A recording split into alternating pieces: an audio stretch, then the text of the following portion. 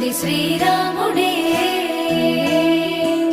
శ్రీరాముడే లోక కళ్యాణమాడింది శ్రీరాముడే, రావణుని సంహరించింది శ్రీరాముడే. భక్తిని మెచ్చి బంటుడని హనుమంతుని ఎదలు కొలువున్నడే శ్రీరాముడే.